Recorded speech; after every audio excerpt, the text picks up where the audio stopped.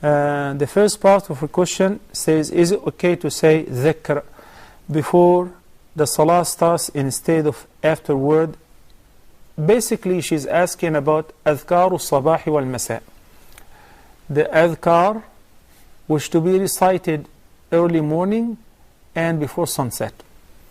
And we say that dhikr consists of two types. There is a general and a specific dhikr. A general dhikr that you can just make dhikr at any say time without limit. You can keep saying istighfar forever. You can keep sending the best peace and the blessings upon the Prophet ﷺ as many times as you want, which is good for you. This is the general dhikr. It does not have a specific time. You can just say it whenever, and no limit as far as the number.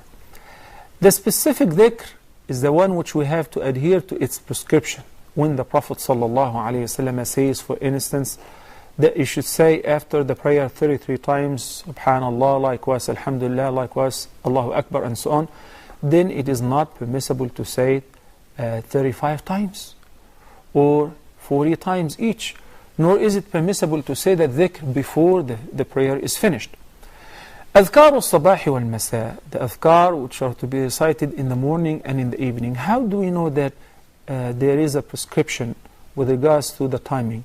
First of all, these adhkar, most of them you will find that the Prophet ﷺ introduces to the verses of the dhikr by saying, whoever says in the morning 3 times, Subhanallah wa bihamdihi adada khalqihi wa rida'a nafsih, for instance, wa zinata arshi wa madada kalimati, or Bismillah alladhi la yadurru ma'a ismihi shay'un fil ardi wa la fis sama'i huwa as-sami'ul alim, 3 times in the morning and in the evening. Then the Quran made it very clear. In Surah Taha, for instance, in verse number 130, we find that Allah subhanahu wa ta'ala says, وَسَبِّحْ بِحَمْدِ رَبِّكَ قَبْلَ طُلُوعِ الشَّمْسِ وَقَبْلَ غُرُوبِهَا. And in Surah Qaf, we will find Allah subhanahu wa ta'ala also says, وَسَبِّحْ بِحَمْدِ رَبِّكَ قَبْلَ طُلُوعِ الشَّمْسِ وَقَبْلَ الْغُرُوبِ. What is the meaning of قَبْلَ طُلُوعِ الشَّمْسِ وَقَبْلَ غُرُوبِهَا, or قَبْلَ طُلُوعِ الشَّمْسِ وَقَبْلَ الْغُرُوبِ? قبل طلوع الشمس, before sunrise. So from dawn, from طلوع الفجر الصادق, the adhan of Fajr, or if you cannot hear the adhan, the Fajr time has entered, all the way until the sunrise. Some of the scholars said it is up to the duha time after sunrise. Some extended to the zawal time, right before noon. But the best time for the adhkar in the morning is after the Fajr prayer and until sunrise. The adhkar of the evening, the best time for that is after Asr and until sunset or before sunset. These are the ideal times for the morning and the evening adhkar. The sister's question is very specific and is very intelligent. She says, well, if there is time between the adhan and the iqamah, or while I'm driving to the masjid, I heard the adhan and there is in some areas 25 minutes or so between the adhan and iqamah. Can I start saying the adhkar of the sabah so that I would not be diverted from saying the adhkar after Fajr if I want to go to sleep, or if I want to go to work?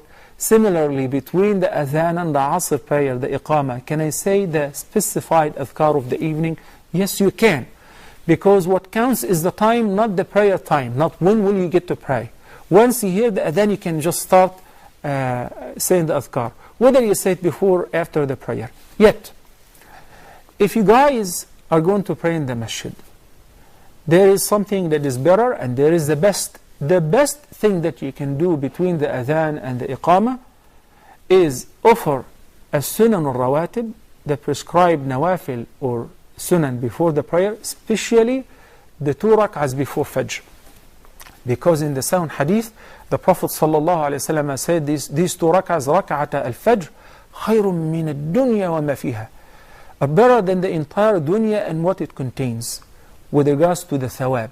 Each morning, these 2 rak'ahs, the nawafil of Fajr, offering these 2 rak'ahs is better than the entire dunya and what it contains. Then after the nawafil before the iqamah, it is highly recommended to keep yourself busy while making dua.